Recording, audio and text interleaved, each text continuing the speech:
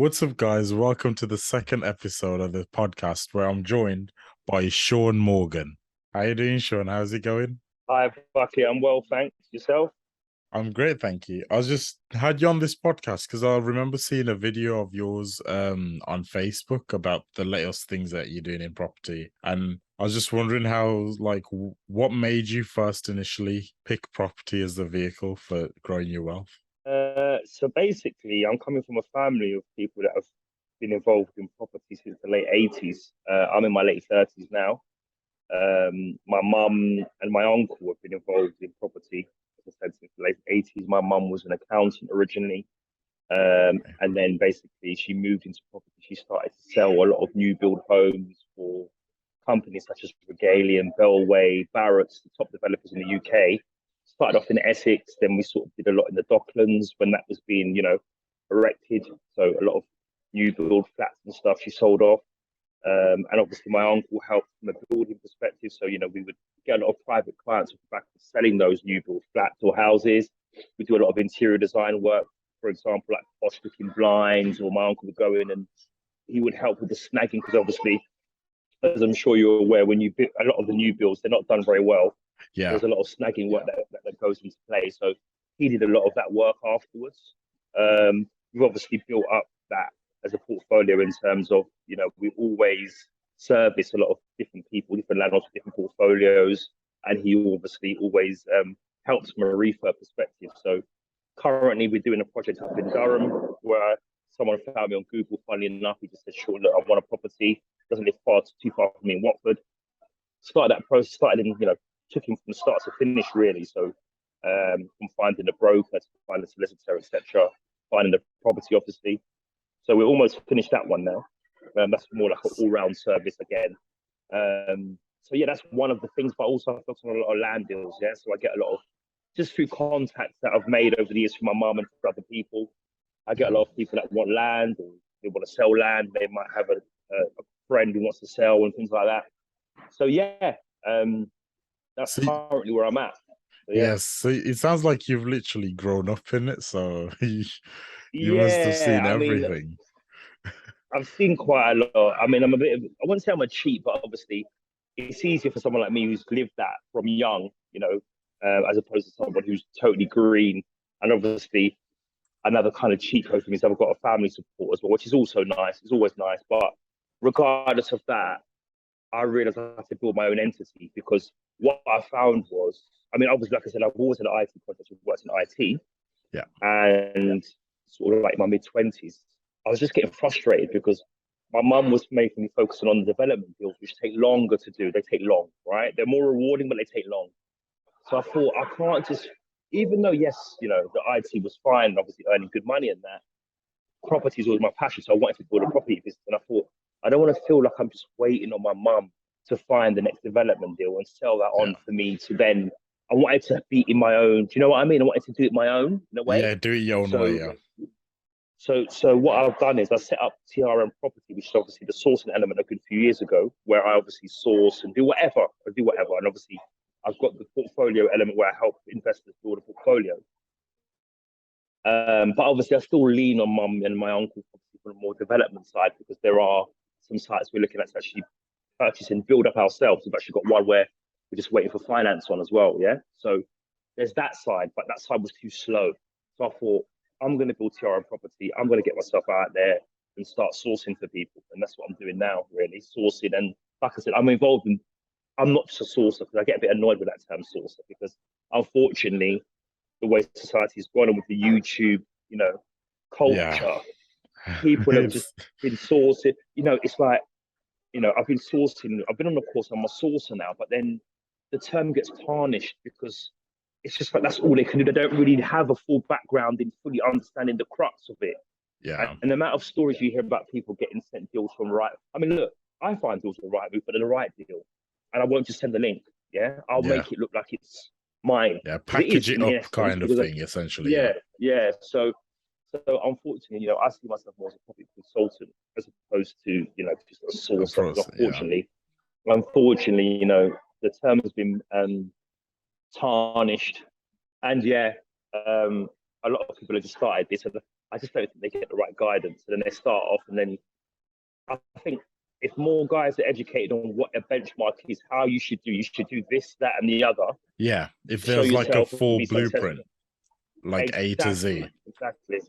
exactly. And I try to help a lot of people as well. I mean, I'm not a mentor as such, but there's one guy that obviously I was on Aspire cohort 4, and there was one guy off there that kind of I helped here and there. He started doing Facebook ads now. He's starting to get some leads in. He's just been married though, so he hasn't had the time to really crunch a Commit. deal yet. But obviously, I'm working with him to try and get that done. So yeah, there's opportunities out there, man. You just got to put yourself out there. It's not going to come to you. You got to go and find it. You know.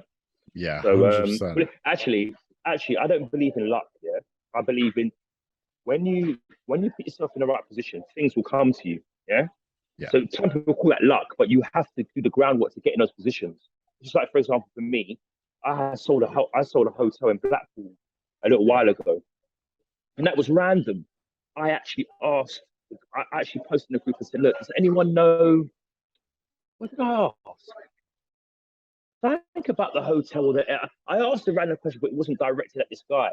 And this guy said, oh yeah, no, that's what it was. I had another hotel that I was trying to sell, and I was asking a question about it.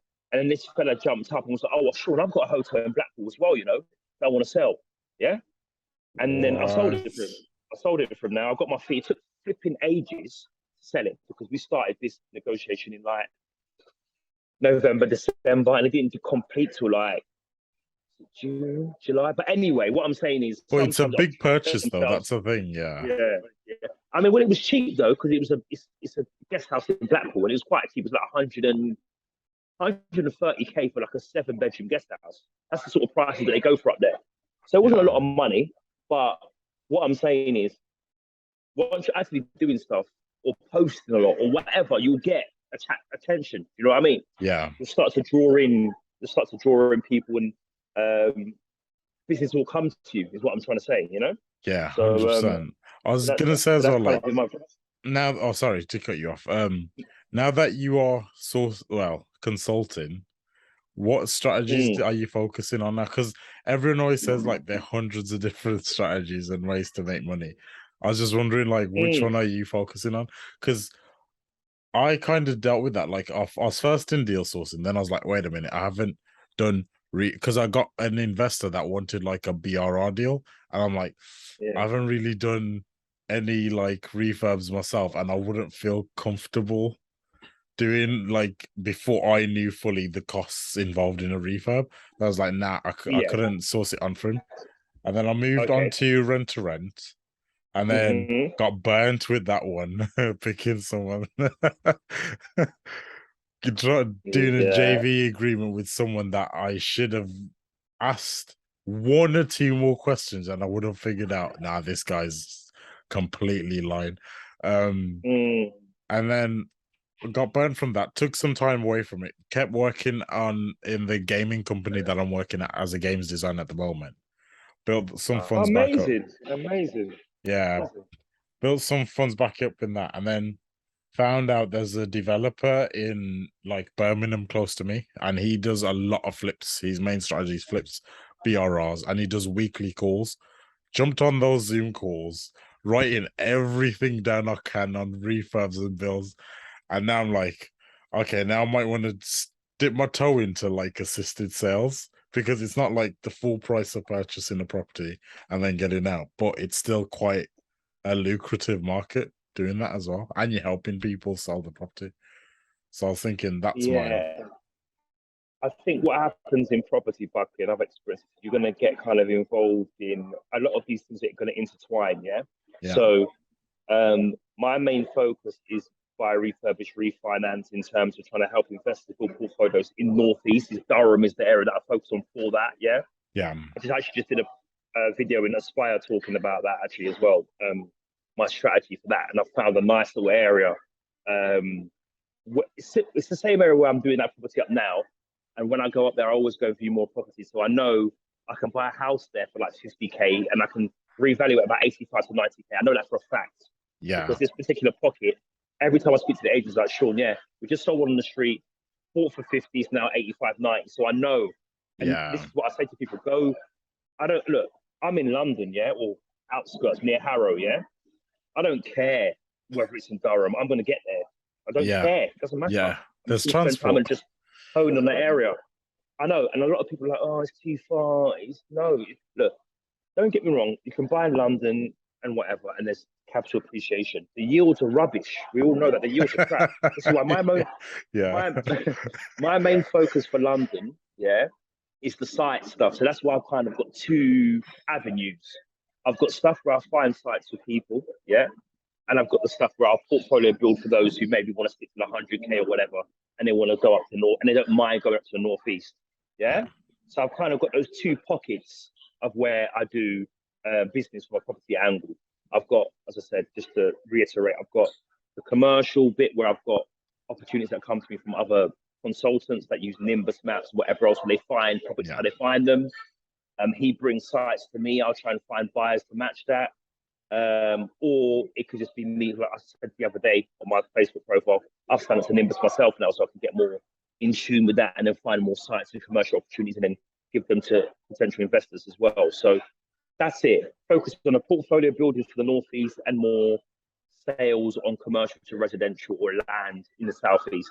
Yeah. Or, like I said, I've been running Facebook ads, so I kind of try to service them all because, like I was saying the other day, I've got a property on Zoopla now that's under offer where I realised I can't sell that off market. Older lady in South London.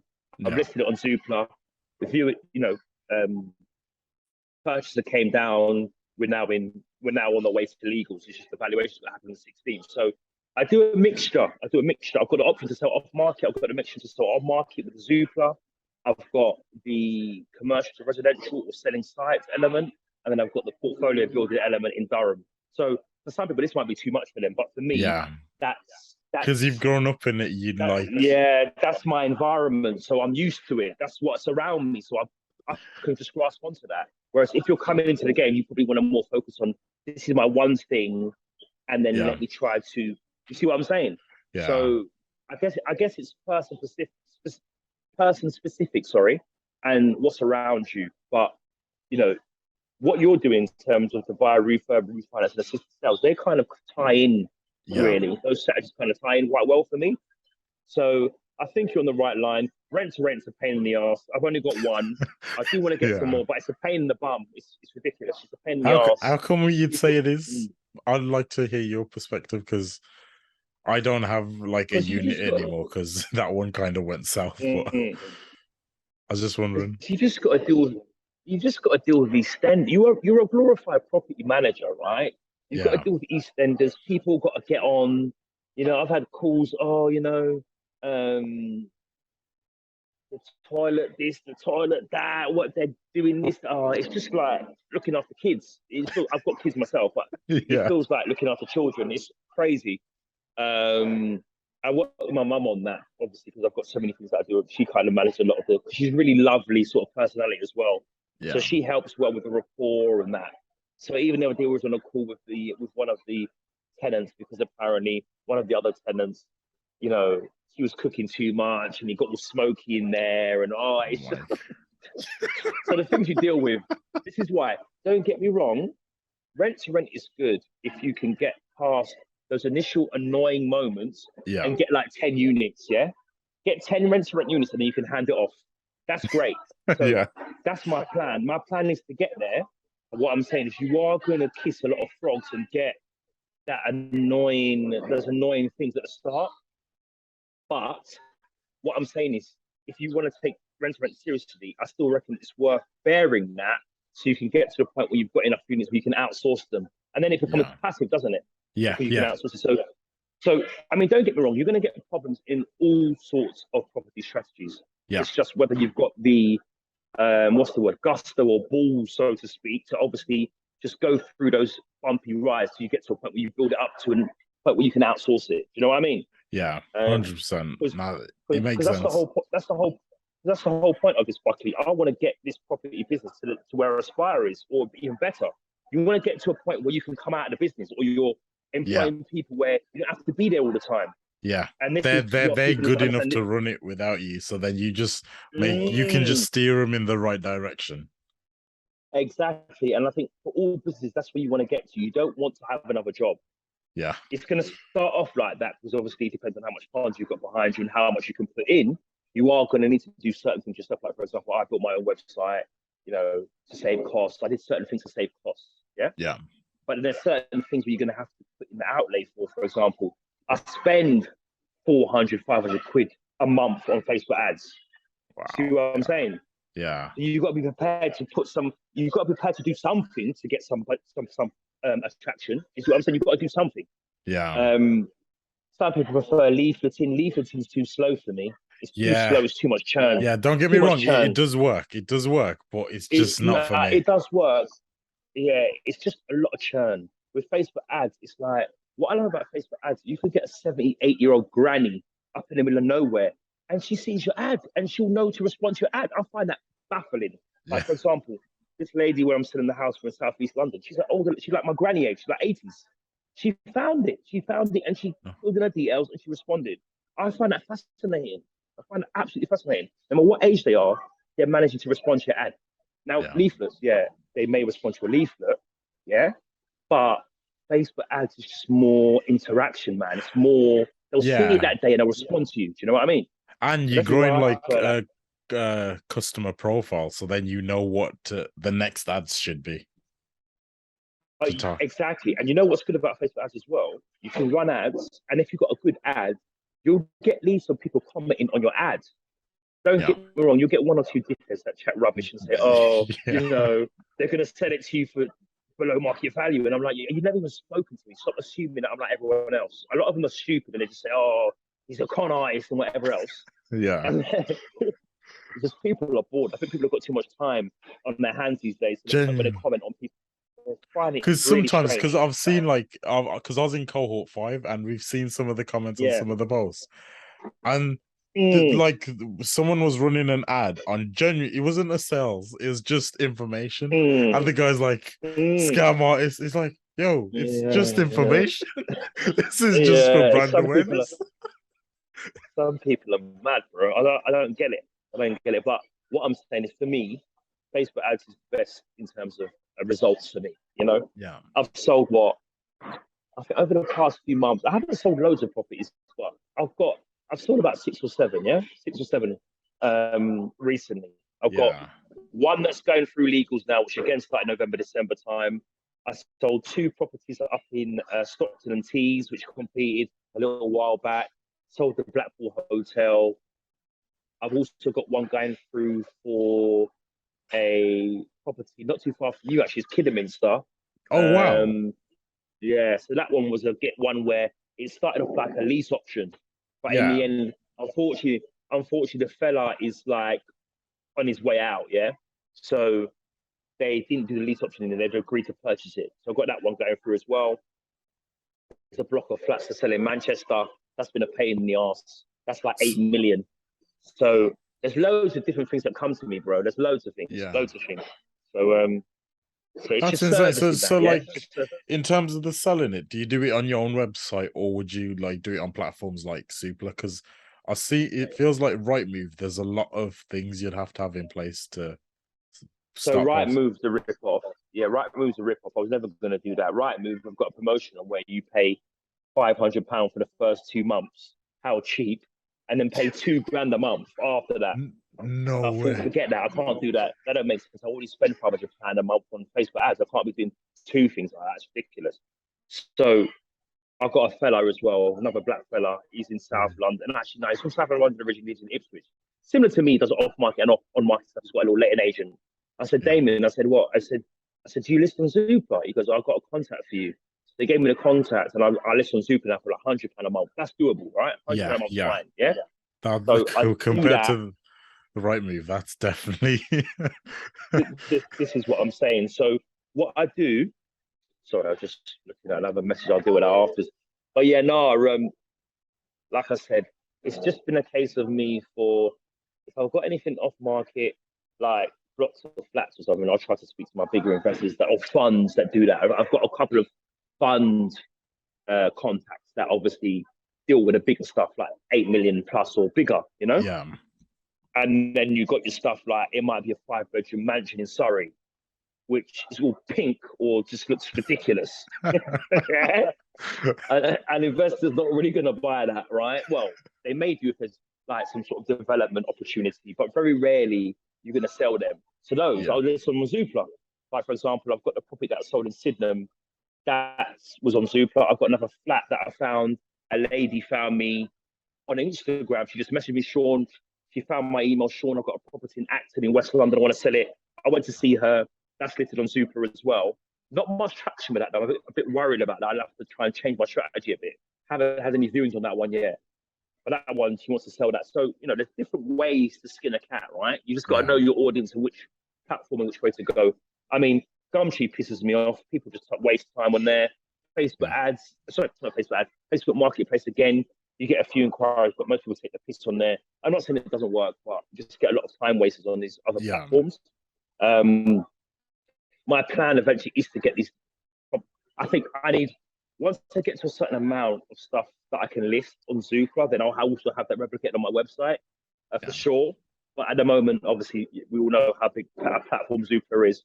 Yeah. And I would have loved it on Rightmove as well, but that's just not feasible in terms of the outlay you need for that. So yeah, that's kind of where I'm at with my strategy on how I get rid of stuff. So yeah. Oh, nice. Honestly, it seems like you're just ranged. So would you ever go back to developments, or would you just stay away from it?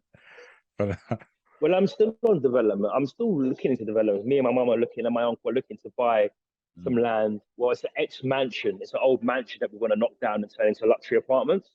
So we're still looking into that sort of stuff. Yeah. For ourselves. And like I said, the only real way I'd invest in London is if I'm doing that. I'm only really interested in investing in London if I'm buying a bit of land or finding a house that I can knock down and redevelop and sell the units off. Yeah. I'm not really looking to buy in London and do what I'm doing in the northeast. Not unless I find something in the counties like Essex or Kent, which is a good price, and I can do it as an HMO or something where I can get the right return. For me, it's all about the return. It's got to be about the return on investment and the yield. Yeah. Yeah. I don't see the point in buying a 400k house in London and getting rent of 1,200, 1,300 pounds. It doesn't do it. It doesn't do it for me. Like, don't get me wrong, the capital appreciation is there, but it's just not. It's not juicy enough. Yeah. Whereas in Durham, you can find a house for 50k and rent it out for 500 pounds. You know what I mean? Yeah. So I prefer that. That's just me. So yeah. No, I mean, even in Birmingham, you really can't get yields of like 10% of that these days, 8-9%. Yeah, it's difficult. Even your houses, look, not unless you did like an HMO site. Because look, 100k house, well, 120, 130 is sort of average I'm seeing now upwards, right? Because basically, I've got connections in the Midlands, but basically, when my parents come from, when my mum and my uncles and aunts and they come from Jamaica, they moved to Wolverhampton. Yeah, I wasn't born in Wolverhampton, but I spent a lot of time up there because, like, when I was a youth, I used to go out there and whatever else. And I lived up there a couple of times when I was younger. So I've got family. I've got a lot of property investor friends in the West Midlands as well, like Wolverhampton, Birmingham, Dudley, all them areas. Yeah. And I think even now it's hard to find properties where you're hitting a high yield because not unless you get the right price. Because obviously, you've got 130, 140k house, and how much rent can you get for it? 600, 700 pounds? Yeah. If that, 800 pound maybe. Yeah. So you might do a 5-6% yield, but what I'm saying is the best yields in the country are in the northeast. I don't care what anyone says. That's the best yields, northeast and northwest. I prefer the northeast, but you can still do opportunities in Birmingham and West Midlands, but the yields aren't what they were. Yeah. So and obviously capital appreciation is better in Birmingham than it is up in the northeast. We know that, and obviously Manchester and Liverpool. But yeah, that's the kind of way that I look at things. So yeah. No, it makes sense. And like I was gonna like this question literally just popped into my head when you're talking about like flats and everything, and like turning the mansion into a luxury apartment. So would you ever do what they do in America, where they build those massive apartment like complexes and get into that? I'll definitely be up for that. My mum's Because so that's old enough the for thing them. I want to get into next, to be honest. Once I learn more on like the development side, that's something I'd 100% want to jump into. But it's just, I'm not too sure what extra things you'd have to calculate into the figures to know if it's a good deal. Well, if you're doing a development deal, you need to do things like seal, which is like a government tax, or what's the other one? There's seal when there's Section 106, I think it is. So there's seal, there's Section 106, which is like tax. Is that Um, SIL it's or Nah, S106. It's like a oh planning tax they charge. And then there's the seal, which is like another tax levy that they charge. And then you've got to think of, you've got to basically just cost it and think about contingency, build costs. You obviously need to get structural surveys, engineers, that all come into the build costs. The taxes, like I said to you, are like the Section 106 and the seal. So all those costs have got to, be factored in? calculated. Yeah. And then obviously what you want to do is you want to try and your profit on gross development value, you want to aim for about 25 to 30%. Some are happy with 20%. And the same for profit on cost, you want to aim for about 20%, yeah, return. So Okay. that's the kind of the way you do things. It's just a few more things that you'd add in as opposed to a normal residential. So yeah, just a few more elements when you're doing a larger development. That's all. Yeah. So yeah. And Matt, obviously planning costs and whatever else. But obviously planning costs are going to be involved in a residential, but obviously if you do the ground up development, the planning costs are going to be more. So all those things have got to be taken into consideration, basically. So yeah. oh wow. Yeah, that's definitely something for the future, I think. We'll definitely have Definitely, to come to you definitely. to ask for help for that. No problem, my friend. No problem. No problem. It's all good. It's So good. what would you say, like, right now, in terms, if someone's getting started, how would be the best way to build their personal brand to get? You have to be out there. I think a lot of people think you're going to become a property sourcer consultant by just finding deals. You have to build a brand, like you just said. You have to talk to who your audience is. So you need to have handles on Instagram or LinkedIn or Facebook or whatever. You need to show people what you're doing. So, for example, I've got an old lady friend I used to work with at BT many years ago. She does my social media. I tell her what I want. She makes it look pretty. Do that at least 3 times a week if you can. Yeah. Don't be afraid to show your face. Do lives, show people what you're doing. And that is the easiest way to get investor funds is by growing your brand and just showing people what you do. You'll get attraction that way easily. 100%. Don't get me wrong, though. I've had a mentor as well. And she said, I was saying to her, look, Trish, I don't feel like anything's happening with this. She said, Sean, just keep going. She said, even if people aren't responding or They're seeing it. commenting, they're seeing it. They're seeing it. So never give up in that regard. Just keep going. I mean, I've had a couple of ex-work colleagues that have seen the post that I put on and said, we've had a chat.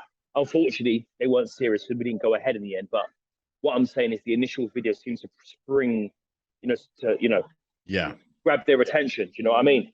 So never be afraid to put out content. That's how you're going to get people interested is by just putting out content. It doesn't have to be every day, but just be present. You see what I'm saying? Just be present.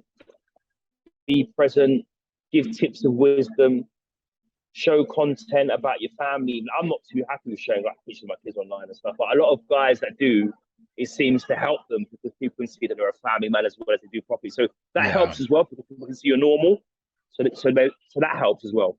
If you're comfortable with showing pictures of you on holiday and whatever else, and just be open, man. You just got to be open. Yeah, because I had that problem as well, to be honest, because I'm like, as I said, games designer, and I was like, do I post what I do at work as well, or do I keep that out and just keep it strictly property? Like, Mm. I had that.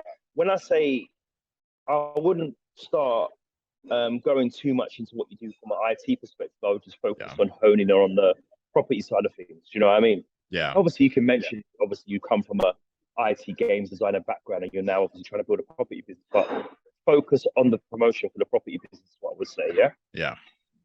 So yeah. Nah, definitely. Honestly, this podcast has been actually amazing. Like listening to it all, you gave some real value bombs on here. It's been a pleasure No getting you problem. Like on. I said, no.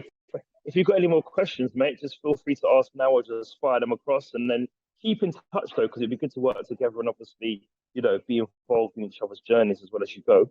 So happy to help. If you've got any more questions, just ask now. Yeah, I think we ran through all of them, to be honest. The only other question I'd say is, what would you say is better at the moment, finding deals on market or off market? Oh, Obviously, we all know and we all hear of, it's a nightmare to find things online because people are paying over the asking price. Look, think about how many millions of properties people are selling. You just got to keep looking for more. It's a numbers game. Just keep looking for more and you'll find one. Build rapport with your local estate agents. Go in there, ring them. I sold 2 properties, building a rapport with an estate agent I've never even seen before. Do you know what I mean? wow. You don't have to. It's just you focusing on honing and building that relationship. Yeah. So, yes, you're going to find that there's issues with prices being inflated and whatever else. Build relationships with agents so they find you stuff and give you stuff before it gets to that point. Find probate properties. Here's a little tip for you, a little nugget.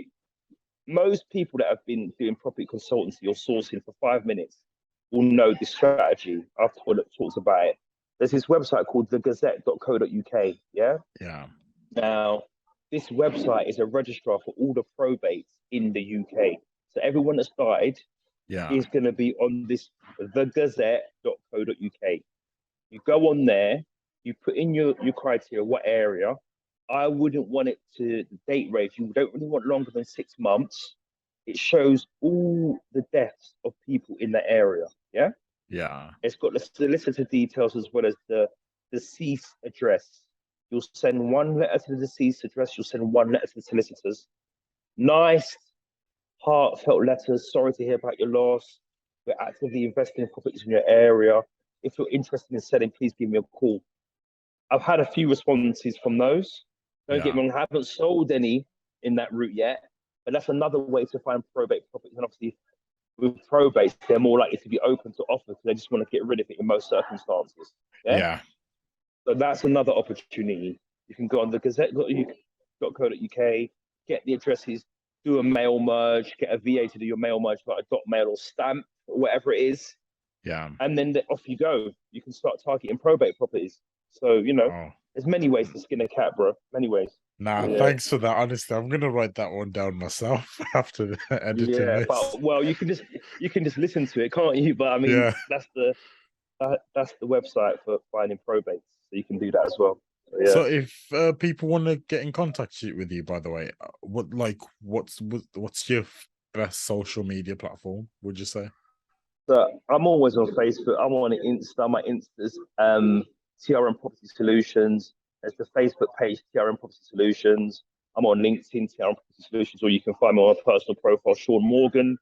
And yeah, I'm not really a Twitter fan. I don't really get it, to be honest. So I don't do much on Twitter. Same. I don't really do much on Twitter. So yeah, it's mainly Facebook, Insta, and LinkedIn for me. So I had a bit of TikTok actually. I've got some videos on TikTok actually.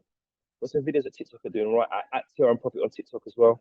So yeah, TikTok's all right as well. You get a lot of traction actually. So yeah, that's a good one. It's honestly been a pleasure having you on.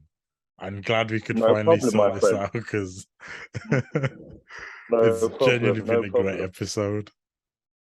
No problem, mate. I'll be looking forward to seeing when you release it, and I assume you'll probably do some editing or make it look pretty and whatever else you need to do. Yeah. But give me a shout when it's out, and like I said, feel free to just always converse with me as well. Yeah. I always like to build relationships and keep the fire burning, as I like to say. So don't ever feel like you can't contact me and bounce ideas off me, and vice versa. Like I always said, I'm not the oracle. I don't know everything. There's always things that might have come out new or an opportunity that you may have. So just give me a shout. All right. Nah, definitely will. Definitely will. It's been a pleasure talking to you. And thanks, guys, for listening. This was episode 2.